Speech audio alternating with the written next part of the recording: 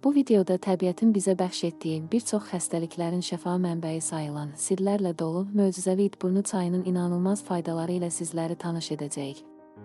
Amma öncəsində bu bitkidən daha çox fayda əldə etməyiniz üçün düzgün itburnu seçimi və onun doğru dəmlənməsini bilməlisiniz.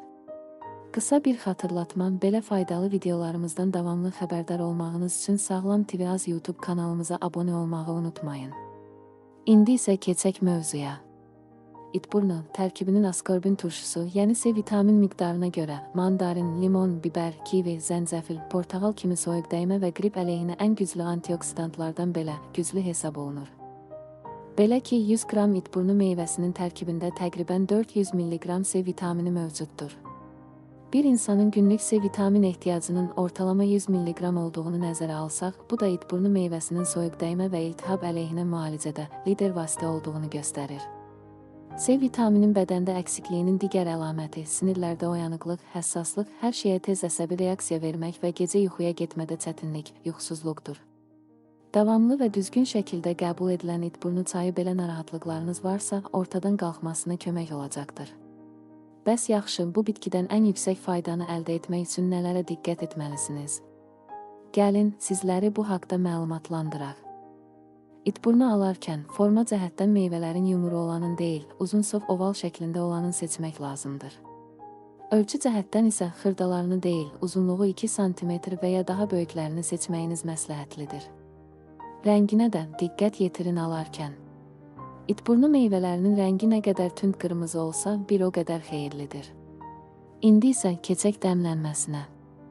Çox insan itburnu çayını düzgün dəmləmədiyi üçün meyvələrinin tərkibindəki vitamin mineralları tam olaraq bədənə almırlar.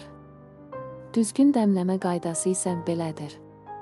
1 stəkan 200 ml suyun içinə 10-12 ədəd itburnu meyvələrini bütöv halda deyil, doğranılmış halda əlavə edib 15 dəqiqə çox az vamxodda saxlamaq lazımdır. Doğranılmasının səbəbi içindəki mikroelementlərin hamısının suya qarışmasıdır. Vamxodda dəmləməyimiz isə ona görədir ki, C vitamini yüksək istiliyə məruz qalanda tez parçalanır və məhv olur. Bu səbəbdən də itburnunun tərkibindəki vitaminlərinin daha canlı qalmağı üçün onu çox az xodda dəmləmək lazımdır. 15 dəqiqə dəmləmə bitdikdən sonra içindəki meyvələri ilə birlikdə bu çayı termosa tökürsünüz. 1-2 saat keçdikdən sonra artıq içilməyə hazırdır. Və unutmadan bunu da nəzərinizə çatdıraq ki, hazırladığınız çayı 12 saat ərzində içib bitirməlisiniz. Əks halda faydasından çox az bəhrələnəcəksiniz. İndi isə gəlin baxaq görək, itburnu meyvəsinin tərkibində hansı vitamin minerallar var və insan orqanizmasına nə kimi faydalı təsirlər edir. İtburnu A, C, B, Y, K, P vitaminləri ilə natrium, kalium, kalsium, magnezium, fosfor mineralları ilə zəngindir. Tərkibində mövcud olan yüksək miqdarda beta-karotin maddəsi insan bədənində A vitamininə çevrilir və bu da görmə qabiliyyətinizi yaxşılaşdırır. Bəzi bölgələrdə quşburnu adlandırılan bu bitkinin digər faydaları. Tərkibindəki pektin maddəsi sayəsində bağırsaqların işini asanlaşdırır, həzmi rahatlaşdırır, qəbizliyin qarşısını alır. Polifenol maddələri səbəbindən isə bədəndə xərçəng hüceyrələrinə qarşı savaşır. Vücudda iltihablanmanın qarşısını alır, şəkəri və xolesterolu nizamlayır. Maddələr mübadiləsi sürətini artırır. Qan təzyiqini və bədən hərarətini aşağı salır. Qızdırma xəstəliyində ideal vasitədir. Sidik-qovucu təsirə malikdir, bədəndə yığılmış mayenin atılmağına dəstək olur. Böyrək və oynaq qığırdaqlarında duzlaşmadan əziyyət çəkənlər üçün əsil dərmandır itburnu, çünki bədəni artıq duzlardan təmizləyir. Osteoartrit və revmatoid xəstələrinə müalicə məqsədi ilə təyin edilir. İtburnu tənəffüs yolları xəstəliklərində, qaraciyər, ürək-damar problemlərində də təsirli nəticələr göstərir. Bu bitkinin yağından isə dərin əmləndiricisi kimi istifadə olunur, cildi qidalandırır, təravətini qoruyur. Qış aylarında soyuq dəymə, qrip, qızdırma kimi narahat edici hallar yaşamamaq üçün təyin edilmiş müəyyən zamanlarda mütləq itburnu çayı qəbul etmək lazımdır. Amma hər şeydə olduğu kimi, bu çayın qəbulunda da həddi aşmamaq lazım. Sağlam bir insan üçün gün ərzində 1, maksimum 2 stəkan itburnu qəbul etmək tam kifayət edir. Lakin indi qeyd edəcəyimiz xəstəliklərdən əziyyət çəkən insanlara itburnu qəbulu tövsiyə edilmir.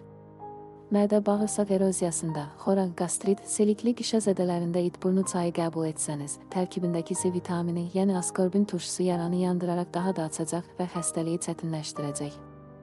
İtburnu təzyiqi aşağı saldığı üçün daima aşağı təzyiqdən əziyyət çəkən insanlara təhlükəli hesab oluna bilər.